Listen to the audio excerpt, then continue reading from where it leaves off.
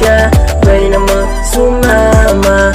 Pero wag lang umasa. Anong dahilan sa kada tawag kapag wala siya?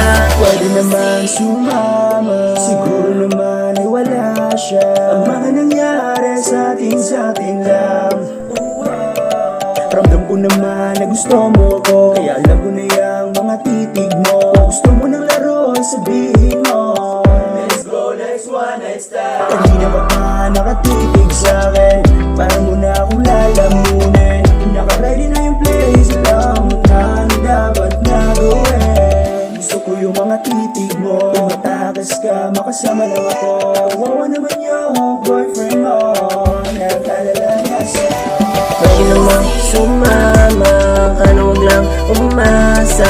Anong dahilan sa kada tawag kapag wala siya? Pwede naman sumama, kano wag lang umasa. Anong dahilan sa kada tawag kapag wala siya?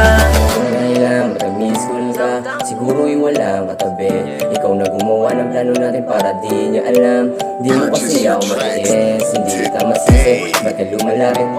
Nabaliw ko na kay FSD. Sa bawat pagkikita, lalong umiinit. Nang hindi niya lang napapansin na tumitingin. Lalo pag wala kang trip, tumawag kapag merong place.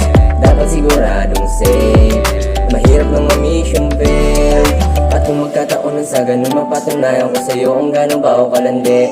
Basta pagkatapos na nangyaring kaganapan, di na tayo pwede pa na magkasamang umuwi. Tawagan mo na Pwede naman sumama, kano wag lang umasa.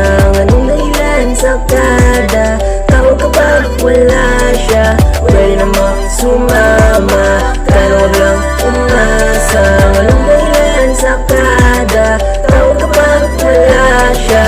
Pwede naman sumama, kano wag lang umasa. Anong dahilan sa kada tawag kapag wala siya? Pwede naman sumama.